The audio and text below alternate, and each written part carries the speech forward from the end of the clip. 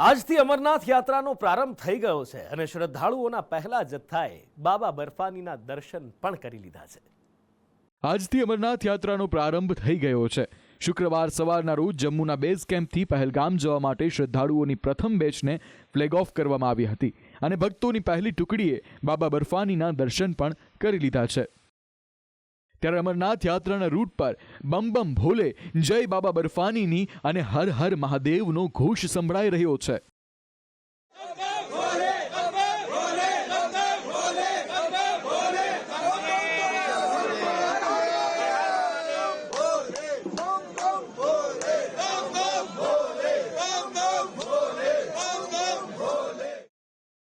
કડક સુરક્ષા વચ્ચે 4600 શ્રદ્ધાળુઓના પ્રથમ જથ્થાએ દર્શન કર્યા છે।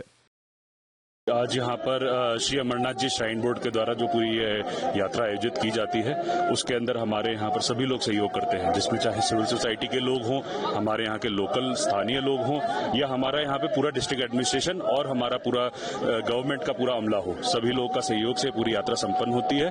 ओवरऑल इस साल रजिस्ट्रेशन जो हमारी है वो पिछले साल से तुलना से ज्यादा है, 4.5 लाख के ऊपर ज्यादा हमारी रजिस्ट्रेशन हो चुकी है। इसके अंदर आज जो यहाँ पर है, आज हमारे यहाँ पे 7500 से ऊपर लोग जहाँ पर जाएंगे। મહત્વનું છે કે 52 દિવસની આ યાત્રા 19 ઓગસ્ટ એટલે કે રક્ષાબંધન સુધી ચાલશે।